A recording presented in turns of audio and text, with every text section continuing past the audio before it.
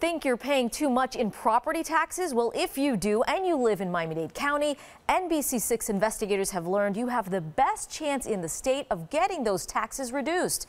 But if you want to lower that bill, you'll have to act soon.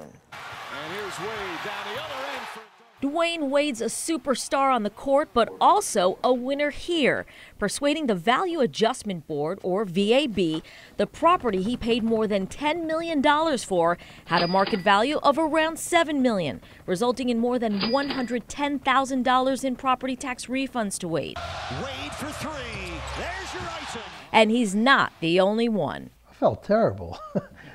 I felt like I've been cheated, really. Cheated thousands of dollars each year by the county, says Dr. William Silver. He went online to see what neighbors in his Coral Gables condo were paying in property taxes and did not like what he found. And somebody else was paying $4,000 or $5,000 less than I was for almost the same place.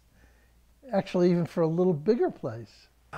Silver also appealed to the VAB, filing 2 of the nearly $500,000 appeals it's received over the last 5 years. And there's been construction on the main thoroughfare for years.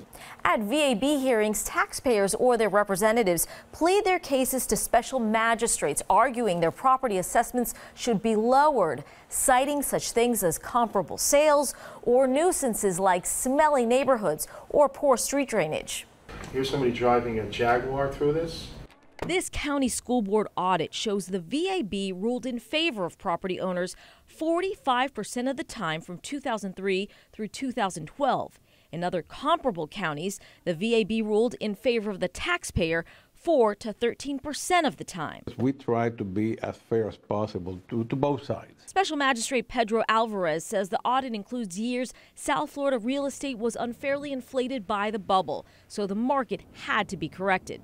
And so many property owners appealed to the VAB starting in 2009. After that real estate bubble burst, county property appraiser Pedro Garcia says the VAB was flooded. The biggest problem is how you can handle 140,000 appeals. There was no way it can be done. The delays meant county schools did not get all the tax dollars they expected.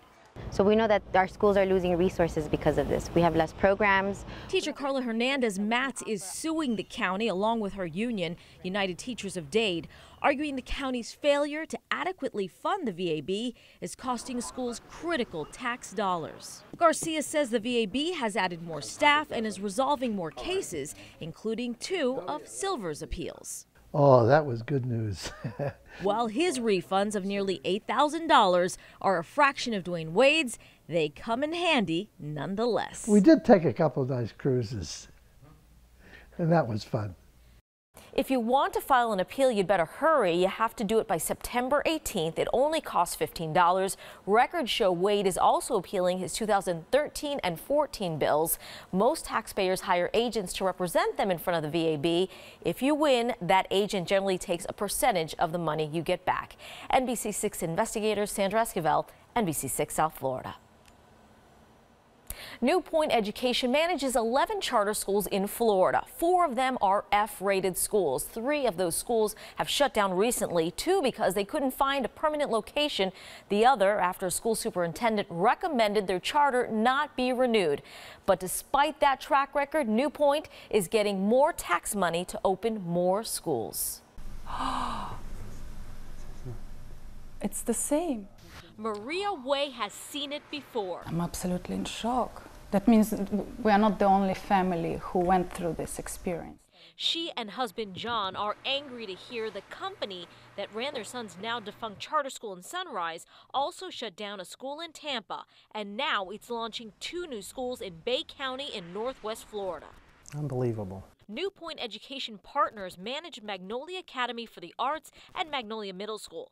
Both shut down just 2 weeks into this school year, despite promises parents say they were given. She just assured me, yes, it's going great. Everything is going to be rated. Don't worry, Mom. But there may have been reason for concern. NBC investigators discovered this New Point charter school in Tampa, seen on YouTube, shut down in 2013 amid district concerns about low enrollment and financial stability.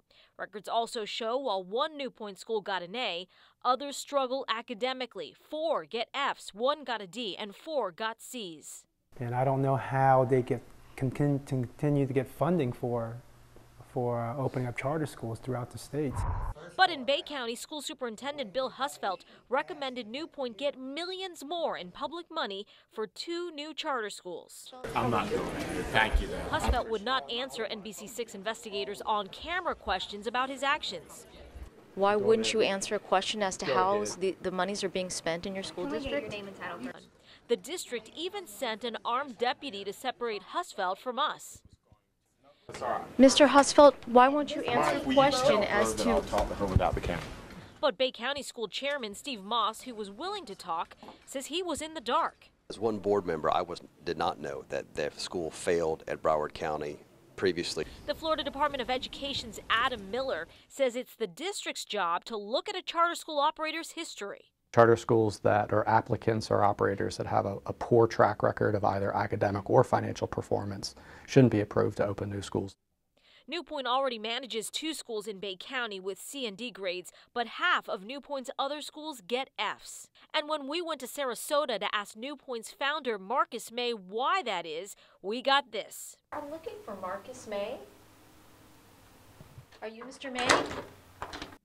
Despite DOE's claims, even if Bay County rejected New Point's new charter schools, chances are good they'd get the money anyway.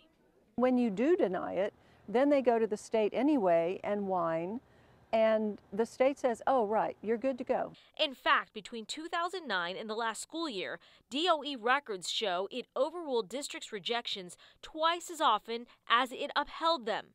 The Ways say the only thing that's crystal clear is the system isn't working for students. I can't believe that in the state of Florida this is allowed. Something needs to be done like right now. We tried to reach that camera-shy superintendent in the Panhandle, but his spokesperson said he was not available to talk to us on camera or off. Sandra Esquivel, NBC6 South Florida.